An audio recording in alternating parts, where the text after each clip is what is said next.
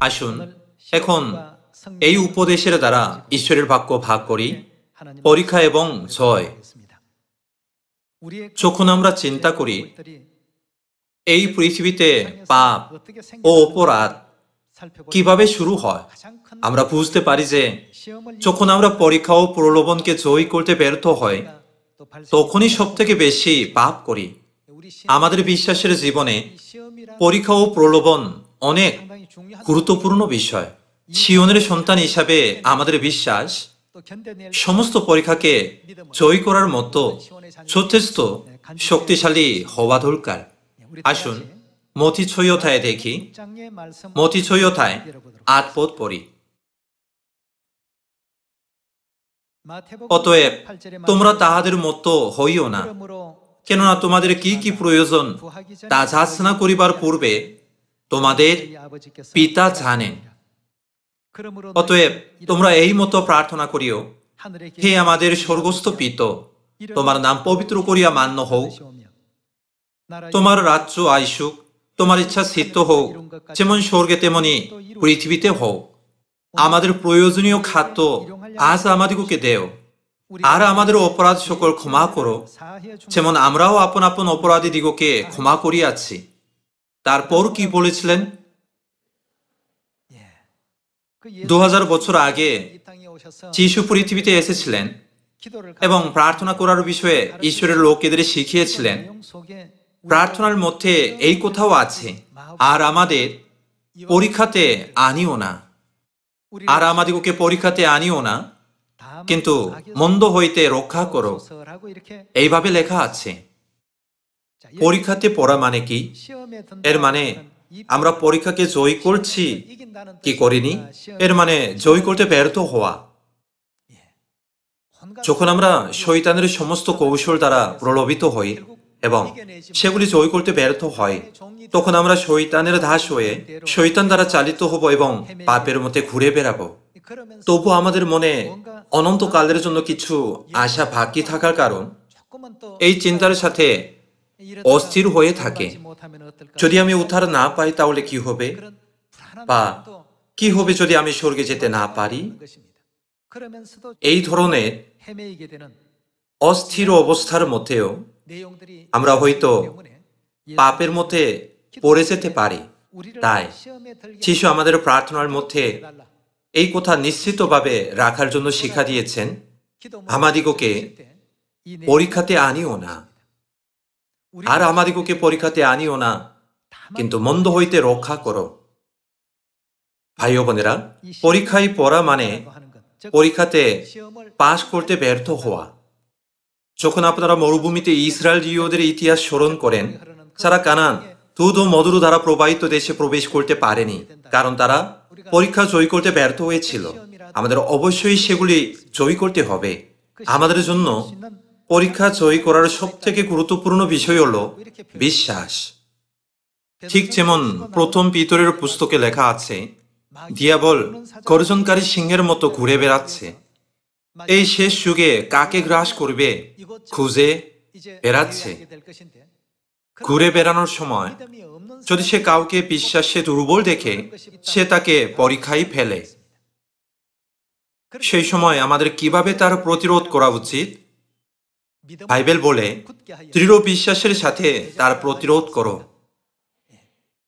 শয়তানের প্রতিরোধ করার জন্য যে আমাদের পরীক্ষায় ফেলার চেষ্টা করে, আমাদের সব থেকে বেশি বিশ্বাসের প্রয়োজন। আসুন দেখি যিশু এবং আব্রাহাম কিভাবে পরীক্ষায় জয়ী হয়েছিলেন। এর সম্বন্ধে মথি 4 অধ্যায় দেখি। প্রথমে আসুন দেখি যিশু কিভাবে পরীক্ষায় জয়ী হয়েছিলেন। মথি 4 অধ্যায় 1 পদে দেখি, তখন যিশু দিয়াবল দ্বারা পরীক্ষিত হইবার জন্য আত্মা দ্বারা প্রান্তরে নীত হইলেন, আর তিনি 40 দিবারাত্র অনাহারে থাকিয়া শেষে ক্ষুধিত হইলেন। তখন পরীক্ষক নিকটে আসিয়া তাহাকে কইল, তুমি যদি ঈশ্বরের পুত্র হও, তবে বলল যেন এই পাথরগুলো রুটি হইয়া যায়। কিন্তু তিনি উত্তর করিয়া বলিলেন, লেখা আছে, মনুষ্য কেবল রুটিতে বাঁচিবে না, কিন্তু ঈশ্বরের মুখ হইতে যে প্রত্যেক বাক্য নির্গত হয় তাহাতেই বাঁচিবে। যিশু 40 দিন এবং 40 রাত উপবাস করার পর এটা ঘটেছিল। যদি এক দিনের জন্য উপবাস করি, আমাদের জন্য খিদে সহ্য করা কঠিন। কিন্তু যিশু 40 দিন উপবাস করেছিলেন, এটা অবশ্যই অত্যন্ত কষ্টদায়ক ছিল। সেই সময় শয়তান যিশুর কাছে এসে তাকে পরীক্ষা করেছিল, তুমি যদি ঈশ্বরের পুত্র হও, তবে বলল যেন এই পাত্রগুলো রুটি হইয়া যায়। যখন যিশুকে পরীক্ষা করা হয়েছিল, তখন তিনি উত্তর দিয়েছিলেন, মনুষ্য কেবল রুটিতে বাঁচিবে না, কিন্তু ঈশ্বরের মুখ হইতে যে প্রত্যেক বাক্য নির্গত হয় তাহাতেই বাঁচবে। যখন শয়তান শারীরিক খাতের বিষয়ে বলেছিল, যিশু বলেছিলেন যে আমাদের ঈশ্বরের বাক্যের খাতের উপরও বাঁচা উচিত। যিশুর জন্য পাথরকে রুটিতে পরিণত করা অবশ্যই খুব সহজ ছিল, কিন্তু তিনি সহজ পথ নয়, বরং সঠিক পথ বেছেছিলেন। কঠিন যন্ত্রণার মধ্যেও তিনি আমাদের সঠিক পথে চলার শিক্ষা দিয়েছিলেন, যাতে আমরা বিশ্বাস ধরে রাখতে পারি। যিশু উত্তর দিয়েছিলেন, মনুষ্য কেবল রুটিতে বাঁচিবে না, কিন্তু ঈশ্বরের মুখ হইতে যে প্রত্যেক বাক্য নির্গত হয় তাহাতেই বাঁচিবে।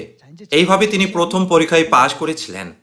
5 পদে, তখন দিয়াবল তাহাকে পবিত্র নগরে লইয়া গেল এবং ধর্মদামে চুপের উপরে দাঁড় করাইল, আর তাহাকে কইল, তুমি যদি ঈশ্বরের পুত্র হও তবে নিচে ঝাঁপ দিয়া পড়ো, কেননা লেখা আছে, তিনি আপন দূতগণকে তোমার বিষয়ে আজ্ঞা দিবেন, আর তাহারা তোমাকে হস্তে করিয়া তুলিয়া লইবেন, পাছে তোমার চরণে হস্তরের আঘাত না লাগে। যিশু তাহাকে কইলেন, আবার লেখা আছে, তুমি আপন ঈশ্বর প্রভুর পরীক্ষা করিও না। আবার দিয়াবল তাহাকে অতি উচ্চ এক পর্বতে লইয়া গেল এবং জগতের সমস্ত রাজ্য ও সেই সকলের প্রতাপ দেখাইল, আর তাহাকে কইল, তুমি যদি ভূমিস্থ হইয়া আমাকে প্রণাম করো, এই সমস্তই আমি তোমাকে দেব। তখন যিশু তাহাকে কইলেন, দূর হও শয়তান, কেননা লেখা আছে, তোমার ঈশ্বর প্রভুকেই প্রণাম করিবে, কেবল তাহারই আরাধনা করিবে। তখন দিয়াবল তাহাকে ছাড়িয়া গেল, আর দেখো দূতগণ কাছে আসিয়া তার পরিচর্যা করিতে লাগিলেন। যিশু কিসের দ্বারা শয়তানকে পরাজিত করেছিলেন? ঈশ্বরের বাক্য দ্বারা। এমনকি যখন তিনি অত্যন্ত খিদে ও কষ্টের মধ্যে ছিলেন, তিনি শারীরিক সমস্যা ও কষ্টকে কমানোর জন্য সহজ পথ বেছে নেননি। কেউ কেউ হয়তো চিন্তা করতে পারে, শয়তানকে একবার প্রণাম করার পর জগতের সমস্ত মহিমা ও ঐশ্বর্য পাওয়া কি ভালো নয়? কিন্তু এটা তার এই পৃথিবীতে আসার উদ্দেশ্যের সাথে মিলত না। এটা মনুষ্য জাতিকে বাঁচানোর পথ ছিল না। যিশু সহজ পথের বদলে সঠিক পথ পেয়েছে উদাহরণ দেখিয়েছিলেন, যাতে আমরাও তাকে অনুসরণ করে আমাদের জীবনে সঠিকটা বেছে নিতে পারি, তাই নয় কি? যিশুকে হারানোর জন্য তার খিদের সময় রুটি এবং আশ্চর্য কাজের দ্বারা শয়তান তাকে পরীক্ষা করেছিল। পৃথিবীর সমস্ত রাজ্য ও ঐশ্বর্য দেখিয়ে শয়তান বলেছিল, আমাকে প্রণাম করো ও আমার আরাধনা করো, তাহলে এই সব কিছু তোমাকে দেব। কিন্তু যিশু সেই পরিস্থিতিতেও একেবারেই প্রলোভিত হননি। যখন কোনো মানুষ কিছুদিন ধরে না ঘুমিয়ে ও না খেয়ে থাকে, সে স্বাভাবিক অবস্থায় থাকতে পারে না। 40 দিন উপবাস করার কষ্ট ও যন্ত্রণা সত্ত্বেও যিশু সত্যের পথ বেছেছিলেন এবং আমাদের সত্যের পথে পরিচালনা করেছিলেন। এই সমস্ত উদাহরণ দেখে বুঝতে পারি যে আমাদের সামনেও যতই পরীক্ষা ও প্রলোভন আসুক না কেন, কি করব না জেনে আমাদের কখনোই বিচলিত হওয়া উচিত নয়, বরং চিন্তা করা উচিত ঈশ্বর আমাদের কি শিক্ষা দিয়েছেন, কোন পথ বেছে নেওয়া আমাদের জন্য ঠিক হবে, যাতে আমরা সবসময় সঠিক ও ন্যায়ের পথ বেছে নিতে ও জয়ী হতে পারি। শয়তান যিশুর বর্তমান ক্ষুধা ও সমস্যায় দৃষ্টি রেখেছিল। সে সেই পরিস্থিতিকে ব্যবহার করে যখন কোনো মানুষের পক্ষে সঠিক মানসিকতায় কিছু করা কঠিন হয়, তখন সে বিভিন্ন পরীক্ষার দ্বারা যিশুর দুর্বল জায়গায় আক্রমণ করেছিল। কিন্তু যিশু কখনো বিচলিত হননি। যিশু শরীরে ছিলেন, তাই তিনি আমাদের মতো একই পরিস্থিতিতে ছিলেন। অত্যন্ত ক্ষুধায় তিনি নিশ্চয় উন্মত্ত হয়ে গিয়েছিলেন। কিন্তু ওই 3টি পরীক্ষায় যিশু সামান্যতম শারীরিক জিনিসের প্রতি মনোযোগ দেননি। তিনি সঠিক সিদ্ধান্ত নিয়েছিলেন যাতে আমরা ভবিষ্যতের অনন্ত মহিমায় বিশ্বাস রাখতে পারি, যা ঈশ্বর আমাদের দেবেন। তার সমস্ত সিদ্ধান্ত সঠিক ছিল। যেহেতু সেগুলি সঠিক ছিল, শয়তান আর তাকে পরীক্ষা করতে পারেনি। যিশুর সবথেকে কঠিন পরিস্থিতিতে শয়তান সবথেকে কঠিন পরীক্ষা করেছিল, কিন্তু যিশু একেবারেই বিচলিত হননি। তিনি বিশ্বাসের সাথে, ঈশ্বরের বাক্যের সাথে শয়তানের বিরুদ্ধে কথা বলেছিলেন। এমনকি যিশু শয়তানকে সঠিক উত্তর দিতে বলেছিলেন। তখন সে আর সেখানে না থেকে তাকে ছেড়ে চলে গিয়েছিল এবং স্বর্গদূতরা এসে যিশুর পরিচর্যা করেছিল। আসুন আদিপুস্তক 22 অধ্যায়ে আরও দেখি যে আব্রাহাম কিরকম পরীক্ষার মধ্য দিয়ে গিয়েছিল এবং সে কিভাবে জয়ী হয়েছিল। আসুন আদিপুস্তক 22 অধ্যায় দেখি। 22 অধ্যায় 1 পদ। এই সকল ঘটনার পরে ঈশ্বর আব্রাহামের পরীক্ষা করিলেন। তিনি তাহাকে কইলেন, হে আব্রাহাম। তিনি উত্তর করিলেন, দেখুন এই আমি। তখন তিনি কইলেন, তুমি আপন পুত্রকে, তোমার অদ্বিতীয় পুত্রকে, যাহাকে তুমি ভালোবাসো, সেই ইসাহাকে লইয়া মরিয়া দেশে যাও এবং তথাকার যে এক পর্বতের কথা আমি তোমাকে বলিব, তাহার উপরে তাহাকে হোমার্থে বলিদান করো। আব্রাহামকে এই পরীক্ষা দেওয়া হয়েছিল। এটা সেই সমস্যা ছিল যা তাকে সমাধান করতে হয়েছিল। সে তার 100 বছর বয়সে ইসাহাকে পেয়েছিল, কিন্তু ঈশ্বর তাকে মরিয়া পর্বতে নিয়ে গিয়ে হোমবলি উৎসর্গ করতে বলেছিলেন। এটা আব্রাহামের কাছে সবথেকে কঠিন পরীক্ষা ছিল। সে তার জীবনে সবথেকে কঠিন সমস্যার সম্মুখীন হয়েছিল। সে পাশ করতে পারবে কিনা? যদি লোকেদের এইরকম পরিস্থিতি দেওয়া হতো, একেবারেই ব্যর্থ হতো।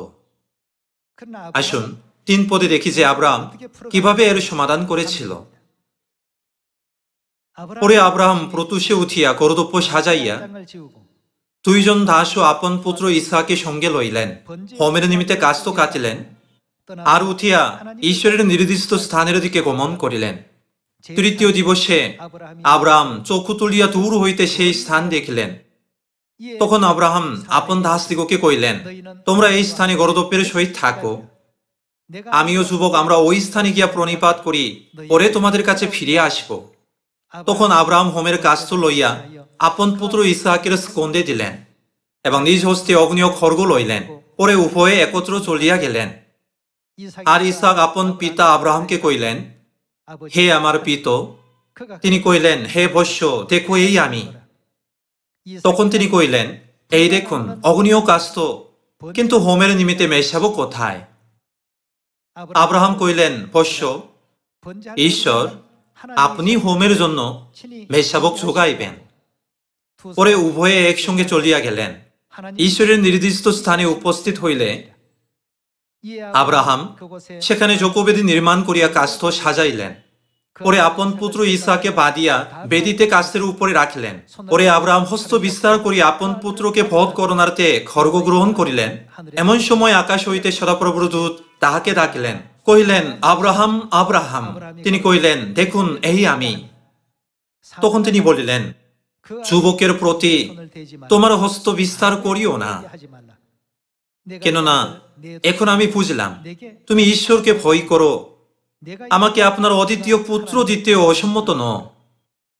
তখন আব্রাহাম চক্ষু তুলিয়া চাইলেন, আর দেখো তার পশ্চাৎদিকে একটি মেষ তার শৃঙ্গ ঝোপে বদ্ধ। পরে আব্রাহাম গিয়া সেই মেষটি লইয়া আপন পুত্রের পরিবর্তে হোমার্থে বলিদান করিলেন। এখানে আব্রাহাম পরীক্ষার সম্মুখীন হয়েছিল, কিন্তু যখন ঈশ্বর বলেছিলেন এমন করো, আব্রাহাম কারোর সাথে এই বিষয়ে আলোচনা করেননি, কিন্তু তাড়াতাড়ি সমস্যা সমাধান করেছিল। আব্রাহাম তার পুত্র ইসাহাকে মরিয়া পর্বতে নিয়ে গিয়েছিল, যার বিষয়ে ঈশ্বর বলেছিলেন। 100 বছর বয়সে পাওয়া তার একমাত্র পুত্রের কথা চিন্তা করুন, তার কাছে সে কতই না বহুমূল্য ছিল। এরকম মূল্যবান পুত্র তাকে জিজ্ঞাসা করেছিল, পিতা, আগুন এবং কাঠ আছে, কিন্তু হোমবলির জন্য মেষশাবক কোথায়? আব্রাহাম বলতে পারিনি, তুমিই হলে ঈশ্বরের উদ্দেশ্যে বলি। তাই সে বলেছিল, আমার পুত্র।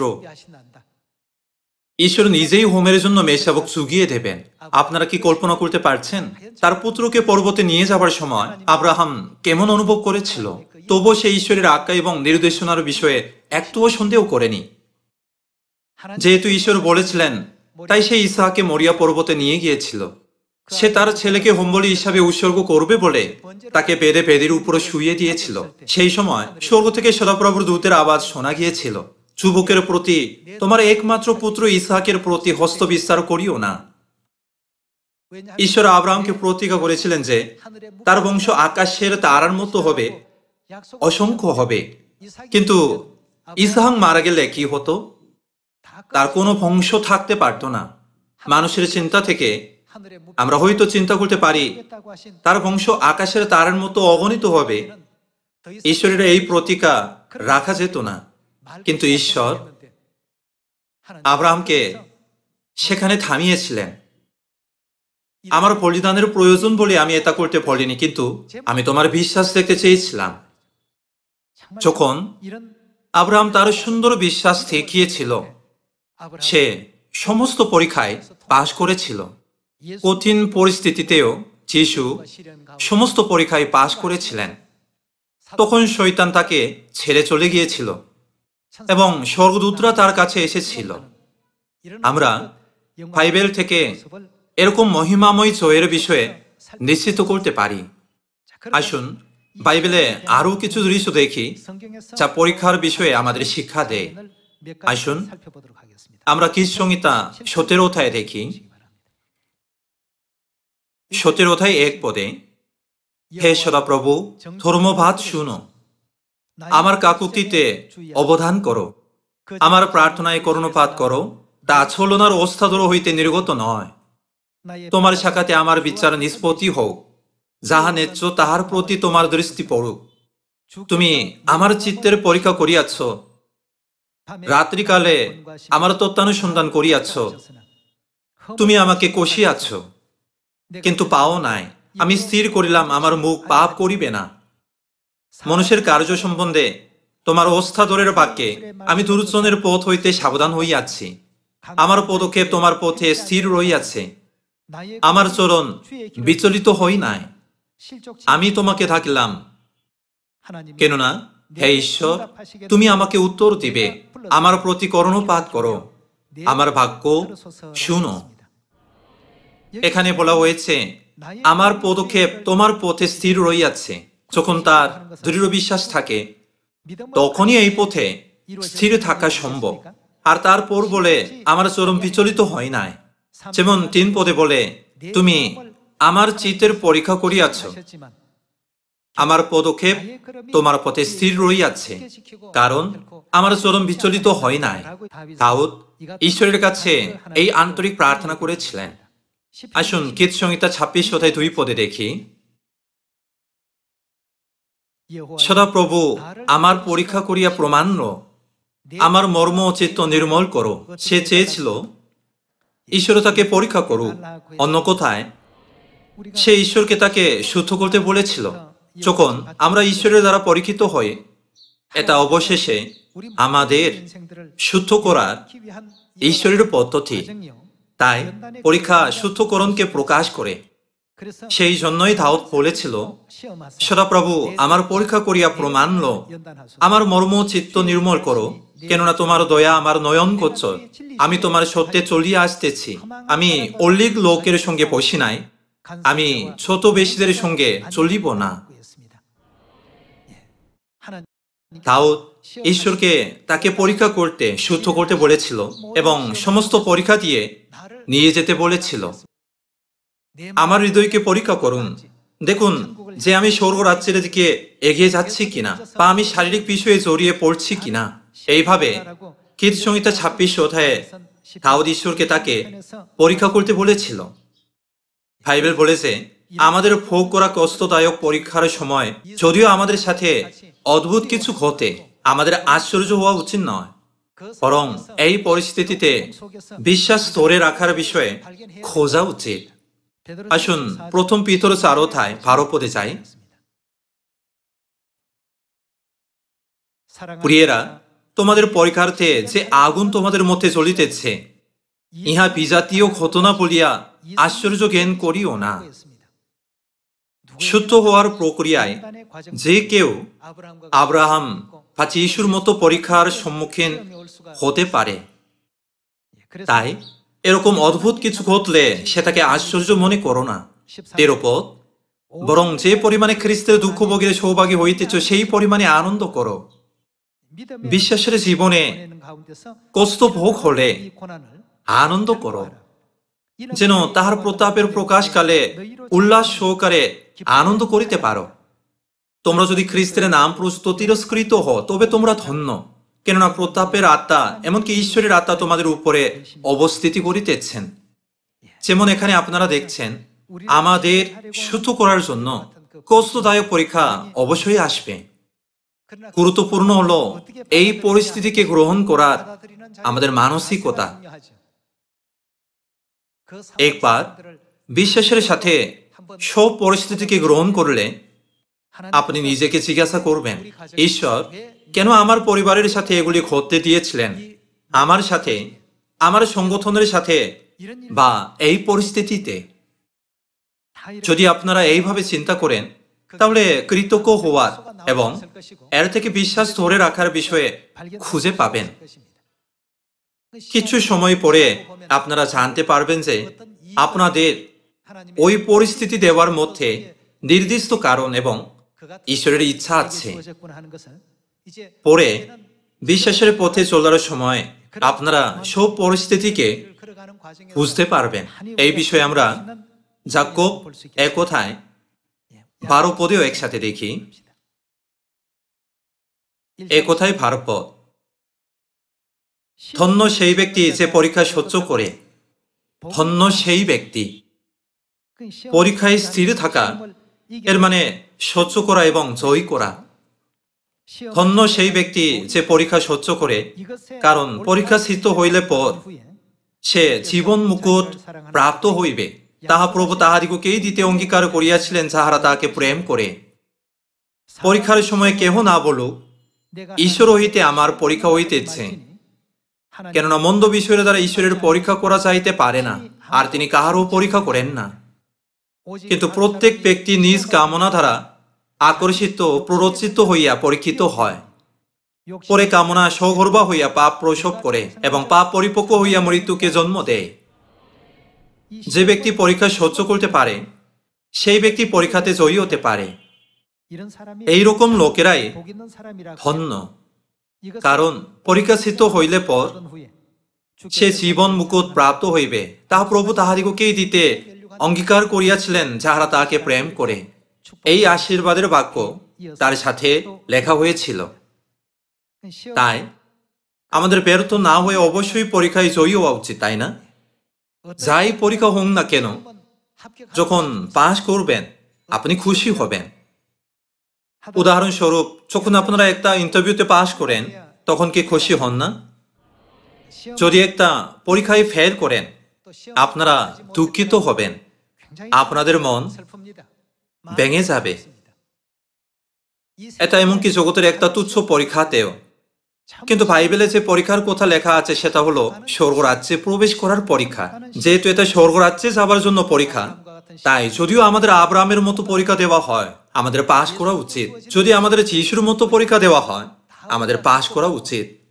তার জন্য আমাদের দৃঢ় বিশ্বাস থাকা দরকার এবং সব থেকে বেশি স্বর্গের আশা থাকা দরকার। সেই জন্যই গীতসংহিতা পুস্তকের লেখক আব্রাহাম, এবং যখন যিশু প্রভুর প্রার্থনা শিখিয়েছিলেন, তখনও তিনি বলেছিলেন, আর আমাদিগকে পরীক্ষাতে আনিও না। এর দ্বারা তিনি বলতে চেয়েছিলেন, ব্যর্থ না হয়ে আমাদের সব পরীক্ষায় পাশ করতে দেন। যারা ঈশ্বরকে বিশ্বাস করে তাদের সকলকে মতি 6 অধ্যায়ে তিনি এই প্রার্থনা শিখিয়েছিলেন, আমরা যাই পরীক্ষার সম্মুখীন হই না কেন, এটা পাশ করতে সাহায্য করুন। আজ হয়তো আমরা কোনো পরীক্ষায় পড়তে পারি। আজ যাই পরীক্ষা হোক না কেন, আসুন বিশ্বাসের সাথে সম্পূর্ণভাবে তা জয় করি। যাতে সিয়নের সন্তান হিসাবে স্বর্গে সাদর অভ্যর্থনা লাভ করতে পারি। যদি আমরা এক ছোট পরীক্ষার কারণে স্বর্গের মহিমা ভুলে যাই, ঈশ্বরের প্রতি কৃতজ্ঞ হতে এবং প্রায়শ্চিত্তের অনুগ্রহ ভুলে যায়, তাহলে আমরা পাপে বন্দী হয়ে তার দাস হয়ে তৃতীয়বার ঈশ্বরকে ক্রুশবিদ্ধ করি। আমাদের কখনোই এরকম পাপ আবার করা উচিত নয়। কে আমাদের পাপ বহন করতে চেয়েছিলেন? যিশাইয়া 53 অধ্যায় অনুসারে যিশুর পৃথিবীতে আসার 700 বছর আগে নবী বলেছিলেন যে যিশুকে কি ধরনের যন্ত্রণা ভোগের মধ্য দিয়ে যেতে হবে। তিনি চূর্ণ হয়েছিলেন। তিনি কিসের জন্য চূর্ণ হয়েছিলেন? আমাদের অপরাধের জন্য। তিনি আমাদের পাপের জন্য চূর্ণ হয়েছিলেন। তার যন্ত্রণা ভোগ আমাদের অপরাধের জন্য ছিল। যেমন আপনারা দেখছেন, যদি আমরা পাপ করি তাহলে কাকে আমাদের পাপ বহন করতে হবে? ভবিষ্যৎবাণী যেমন দেখায়, যারা পাপ করেছে তারা পাপের বেতন বহন করেনি, অন্য কেউ বহন করবেন। বাইবেল এবং নবীরা বলেছে আমরাই পাপ করেছিলাম, কিন্তু যারা আমাদের জন্য কষ্ট ভোগ করেছেন তারা হলেন আমাদের পিতা এবং মাতা। যিশাইয়া 53 অধ্যায় স্পষ্টভাবে তাদের মধ্যে সেই গতিশীল ধারাকে দেখায় যারা পাপ করেছে এবং পিতা ও মাতা যারা পাপের কারণে অদৃশ্য জগতে কষ্ট ভোগ করেন। এখন থেকে আসুন যাই পরীক্ষা আসুন না কেন আমরা পাপে না থাকি। যদি আমরা পাপ করি, আমরা আমাদের ঈশ্বরকে আবার ক্রুশবিদ্ধ করি। আমরা কিভাবে বারংবার এই ধরনের হৃদয় ভঙ্গকারী জিনিস করতে পারি? নতুন নিয়মের দ্বারা এখন আমাদের পাপ এবং অপরাধ সম্পূর্ণভাবে লুপ্ত এবং ধুয়ে যাওয়া উচিত। আসুন আমরা পুনরায় পাপ করা এবং পাপের জন্ম দেওয়ার মধ্যে জড়িত না হয়। যদি কেউ অনেক সময় ধরে পরীক্ষাতে পড়ে থাকেন, তাহলে যিশুর শেখানো সেই প্রার্থনা উৎসর্গ করুন, যাতে সমস্ত পরীক্ষাকে সম্পূর্ণভাবে দূর করতে পারে। আর আমাদিগকে পরীক্ষাতে আনিও না, কিন্তু মন্দ হইতে রক্ষা করো। মন্দ বিষয়ের পার্থক্য না জেনে আমাদের পরীক্ষার রাঘব ফলের মধ্যে পড়া উচিত নয়, বরং ঈশ্বরের আজ্ঞা আনন্দের সাথে পালন করা উচিত। আসুন আমরা শিখি যে আব্রাহামের মতো কিভাবে পরীক্ষাকে জয়ী করব এবং উদাহরণ হিসাবে স্থাপন করা যিশুর পথ আমরাও অনুসরণ করি। যিশু বাইবেলের বাক্য অনুসারে কাজ করেছিলেন এবং এমনকি সেই পরিস্থিতিতেও ঈশ্বরের বাক্য শিখিয়েছিলেন। খিদে এবং কষ্ট সত্ত্বেও যিশু ভুল জিনিসকে ধমক দিয়েছিলেন, এই বলে, দূর হো শয়তান, কেন তুমি ঈশ্বরকে পরীক্ষা করছো? তোমার ঈশ্বর প্রভুরই আরাধনা করবে এবং শুধু তারই সেবা করবে। আমাদেরও তার মতো বলা উচিত। এই যুগে আসুন পরীক্ষার উপর যিশুর জয়কে মনে রাখি এবং পরীক্ষার বিরুদ্ধে আব্রাহামের জয়ের দৃশ্যকে মনে রাখি এবং মহান বিশ্বাস ও আজ্ঞাকারিতার সাথে ঈশ্বরকে সন্তুষ্ট করার অনুগ্রহময় পথে আসুন আমরা সবাই সেই পথে চলি। ঈশ্বরের সমস্ত মন্দকে পরাজিত করেন যাতে এগুলি আমাদের কাছে আসতে না পারে। বাইবেল বলে, আর এই জগতের অনুরূপ হইও না।